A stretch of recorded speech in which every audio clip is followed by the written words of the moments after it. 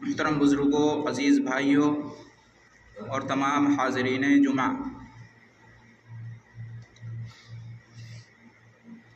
سب سے پہلے اللہ سبحانہ و تعالیٰ کی حمد و ثنا بیان کرتے ہیں، اور اس کے بعد نبی اور رسول محمد مصطفیٰ احمد مصطفیٰ صلی اللہ علیہ وسلم پر اور آپ کے آل و اصحاب پر صلاۃ و سلام بھیجتے ہیں۔ اس کے بعد عرض یہ ہے کہ پچھلے خطبہ جمعہ میں اس بات پر گفتگو شروع ہوئی تھی کہ اللہ رب العالمین نے ہم ایمان والوں پر اپنے نبی اور رسول صلی اللہ علیہ وسلم کو بھیج کر جو احسان عظیم فرمایا اور سب سے عظیم نعمت ہم پر نازل کی،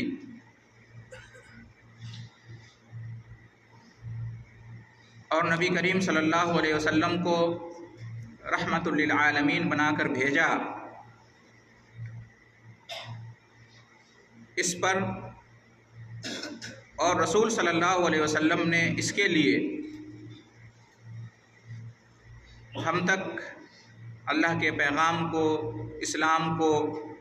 اسلام کی تعلیمات کو پہنچانے کے لیے جو محنت کی، کوشش کی اور جو قربانی دی، اس پر اللہ رب العالمین کا ہمیں شکر ادا کرنا چاہیے، احسان مند ہونا چاہیے۔ اور اس شکر اور احسان کا تقاضا یہ ہے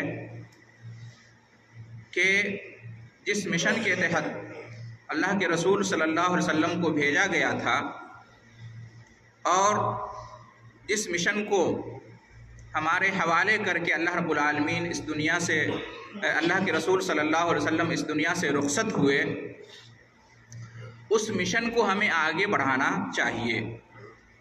یہی اصل میں محبت رسول صلی اللہ علیہ وسلم کا تقاضا ہے۔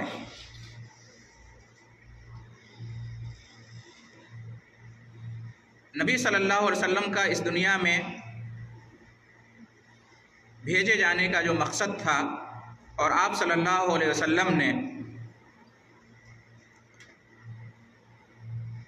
جس مشن کو دنیا والوں تک پہنچایا، اس میں سے چند ایک کا بیان ہوا تھا سورہ آل عمران کی آیت نمبر 164 کی روشنی میں، اور وہ یہ ہے کہ دنیائے انسانیت تک اللہ کی آیتوں کو، قرآن کے پیغام کو پہنچانا اور لوگوں کا تزکیہ نفس کرنا، دلوں کی پاکی اور صفائی کرنا، اور لوگوں کو قرآن اور سنت کی تعلیم دینا، یہ نبی کریم صلی اللہ علیہ وسلم کا مشن تھا۔ صحابہ کرام نے اس مشن کو آگے بڑھایا، اور ہر دور میں ایمان والوں کی ذمہ داری ہے کہ اس مشن کو آگے بڑھائیں۔ نبی کریم صلی اللہ علیہ وسلم جس مشن کے تحت بھیجے گئے تھے، اس میں سے ایک بہت ہی اہم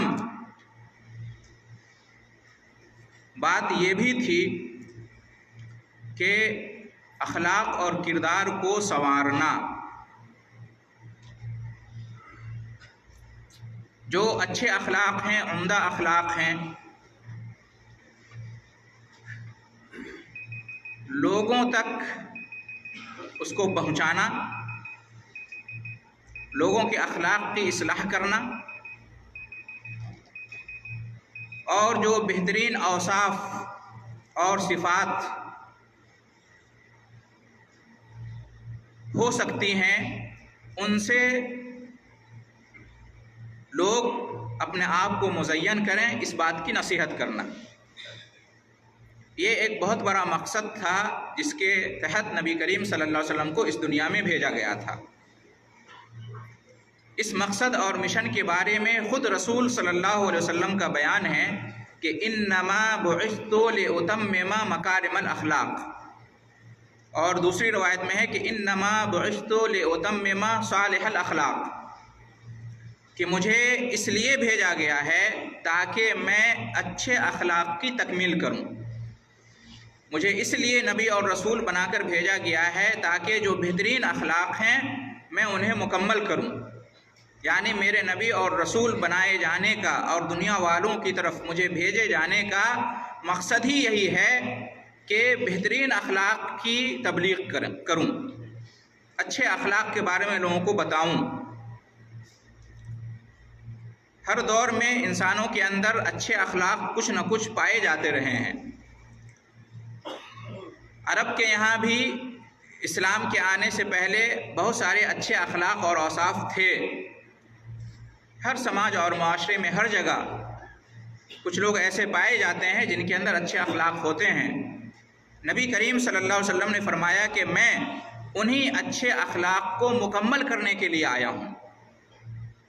گویا کہ اس حدیث سے معلوم ہوا کہ آپ صلی اللہ علیہ وسلم کی زندگی کا مقصد اور مشن ایک یہ تھا کہ لوگوں کے اخلاق اور کردار کو سنوارا جائے، بنایا جائے، لوگوں کو اخلاق عالیہ کی تعلیم دی جائے، لوگوں کو نصیحت کی جائے کہ اچھے اخلاق کو اپنائیں، اپنے اخلاق اور کردار کو سنواریں، ان کی اصلاح کریں. یہ آپ صلی اللہ علیہ وسلم کی زندگی کا اہم مقصد تھا. یہ آپ صلی اللہ علیہ وسلم کا جو مشن، رسالت کا مشن تھا، اس کی ایک اہم کڑی تھی. محترم حضرات، یہ جو حسن اخلاق ہے، اچھا اخلاق ہے، اس میں دو باتیں ہیں.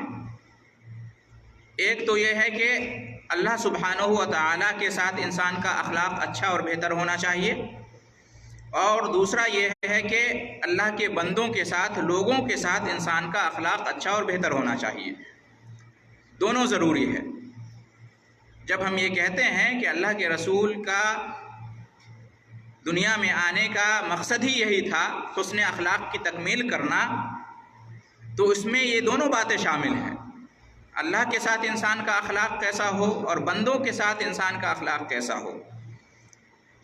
دونوں کے لیے اللہ کے رسول صلی اللہ علیہ وسلم تشریف لائے تھے، اور امت مسلمہ کی، ہم مسلمانوں کی ذمہ داری ہے کہ اس مشن کو ہم آگے بڑھائیں.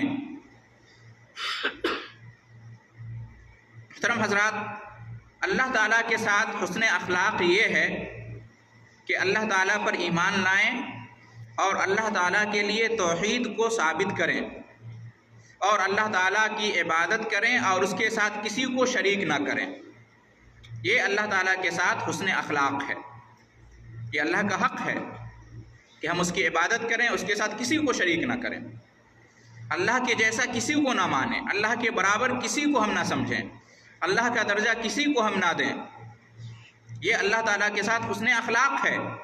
جو انسان اللہ کے ساتھ شرک کرتا ہے، جو انسان کسی کو اللہ کے برابر سمجھتا ہے، کسی کو اللہ کے جیسا سمجھتا ہے، جو انسان اللہ کے علاوہ کسی اور کے اندر اللہ کی کسی خوبی یا خاصیت کا قائل ہے، تو وہ اللہ کی شان میں گستاخی کرتا ہے، وہ بے ادب ہے اللہ کے ساتھ. اس کا اخلاق گویا کہ اللہ کے ساتھ بہتر نہیں ہے. جو انسان اللہ کے علاوہ کسی کو بھی مشکل کشا، حاجت روا سمجھتا ہے، روزی دینے والا، اولاد دینے والا، جنت اور جہنم میں لے جانے والا، توفیق دینے والا اور بیماری سے شفا دینے والا، مرادیں پوری کرنے والا، امیدوں کو بھر لانے والا، اللہ کے علاوہ کسی کے بارے میں بھی کوئی انسان یہ سب مانتا ہے، تو گویا کہ اللہ کے ساتھ اس کا اخلاق اور معاملہ اچھا نہیں ہے، بے ادبی ہے، اللہ کی شان میں گستاخی ہے. افسوس کا مقام ہے کہ ہم ہمیشہ یہ بات تو کرتے ہیں کہ فلاں نے فلاں بزرگ کی شان میں گستاخی کی، نبی کی شان میں گستاخی کی، رسول کی شان میں گستاخی کی، قرآن کی شان میں گستاخی کی، لیکن یہ بات اللہ تعالیٰ کی شان میں گستاخی کرنا، اللہ کے ساتھ بے ادبی کرنا، اللہ کے ساتھ بد اخلاقی سے پیش آنا، اس پر ہم بہت ہی کم فوکس کرتے ہیں. شرک ہوتا ہے ہمارے ارد گرد، ہم اس کو شرک سمجھتے ہی نہیں، جانتے ہی نہیں. اللہ کے ساتھ شرک کیا جاتا ہے. مشکل کشائی، حاجت روائی میں اللہ کے ساتھ دوسروں کو بھی پکارا جاتا ہے، بزرگان دین کو، اولیاء کو، قبر والوں کو، یہ اللہ تعالیٰ کے ساتھ بے ادبی ہے، بد اخلاقی کا یہ سب سے بڑا مظاہرہ ہے، یہ اللہ کی شان میں گستاخی ہے، ہمیں یہ سمجھنا ہوگا۔ تو اللہ کے ساتھ حسن اخلاق یہ ہے کہ اللہ کے لیے توحید کو مانا جائے اور اللہ کے ساتھ کسی کو شریک نہ کیا جائے، نہ اس کی ذات میں، نہ اس کی صفات میں، نہ اس کے افعال میں۔ اللہ کے ساتھ حسن اخلاق کا مظہر یہ بھی ہے کہ اللہ کا تقوی اختیار کیا جائے، پرہیزگاری، اللہ کا ڈر، خوف۔ انسان تنہائی میں ہو تو بھی اور لوگوں کے سامنے ہو تو بھی، خلوت میں اور جلوت میں، ہر جگہ اللہ سے ڈرے، اللہ کا خوف اس کے دل میں ہو، اللہ کی خشیت ہو، اور اللہ کے اس ڈر اور خوف کی وجہ سے انسان اللہ کے حکم پر عمل کرے اور اللہ رب العالمین کی نافرمانی سے بچے۔ یہ اللہ کا تقوی اور پرہیزگاری ہے، اور یہ اللہ کے ساتھ حسن اخلاق ہے۔ اللہ سے شرم اور حیا ہونی چاہیے۔ کوئی بھی گناہ کرتے وقت، نافرمانی کرتے وقت یہ ہونا چاہیے کہ اللہ دیکھ رہا ہے، اللہ سب کچھ جان رہا ہے، اللہ سب کچھ سن رہا ہے۔ یہ شرم اور حیا اللہ سے ہونی چاہیے۔ شرم و حیا یہ اخلاق کا سب سے عمدہ یہ درجہ ہے۔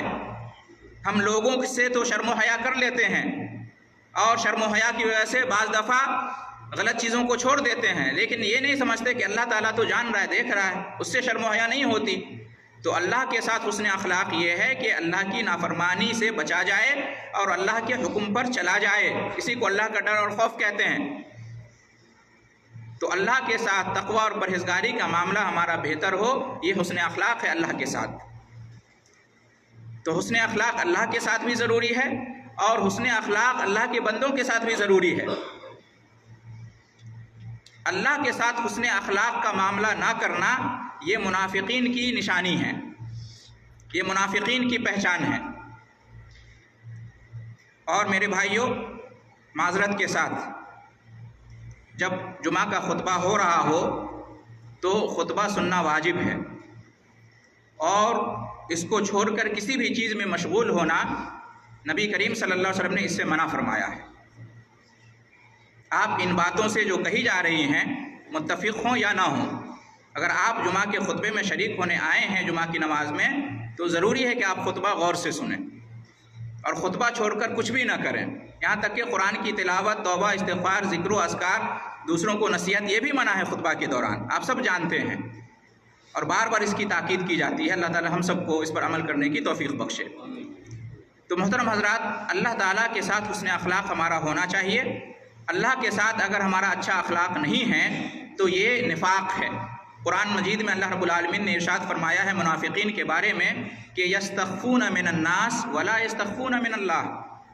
منافقین کی نشانی، ان کی پہچان بتاتے ہوئے اللہ نے فرمایا کہ وہ لوگوں سے تو پردہ کرتے ہیں لیکن اللہ سے پردہ نہیں کرتے ہیں۔ کتنی بڑی بات ہے۔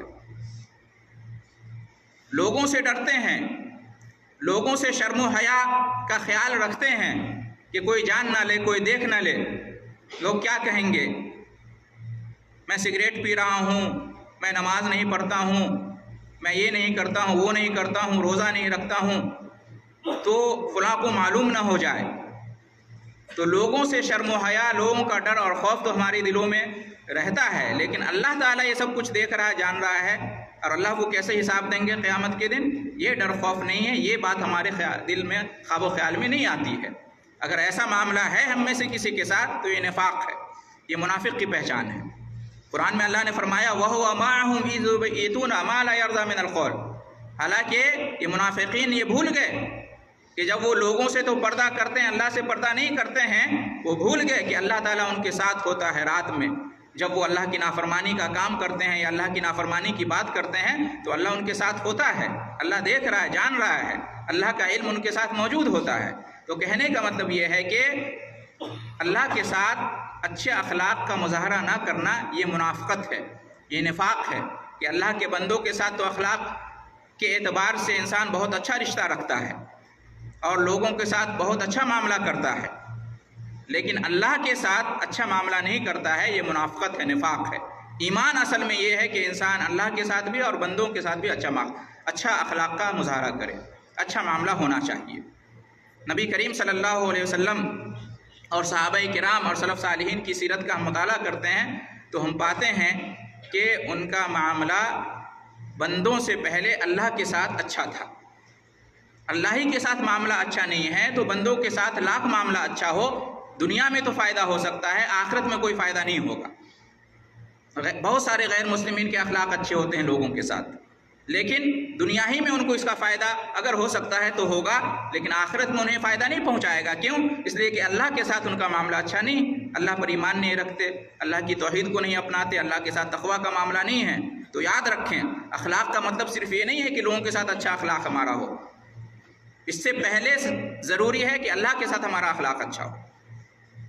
تو ہم نبی کریم صلی اللہ علیہ وسلم اس دنیا میں تشریف لائے تھے اس اخلاق کی تکمیل کرنے کے لیے، جس کا ایک رخ، ایک پہلو آپ کے سامنے بیان کیا گیا ہے، اور وقت ختم ہوا چاہتا ہے، اس لیے بندوں کے ساتھ ہمارے اخلاق کیسے ہوں اس کے بارے میں انشاءاللہ آئندہ خطبہ میں بات کی جائے گی۔ اللہ تعالیٰ سے دعا ہے کہ ہم تمام ایمان والوں کو، تمام مسلمانوں کو اپنے اخلاق بہتر کرنے کی توفیق عطا فرمائے، اور سب سے پہلے نمبر پر اللہ کے ساتھ ہمارا اخلاق اور معاملہ اچھا ہو، اس پر عمل کرنے کے اللہ رب العالمین توفیق عطا فرمائے۔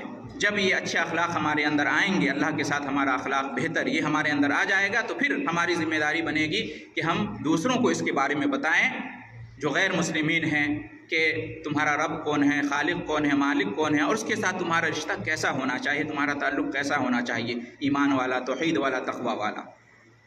یہ رسول صلی اللہ علیہ وسلم کا مشن تھا، آپ صلی اللہ علیہ وسلم کی زندگی میں آنے کا یہی مقصد تھا، لیکن افسوس ہم اس مقصد اور مشن سے بہت پیچھے ہیں۔ کیوں؟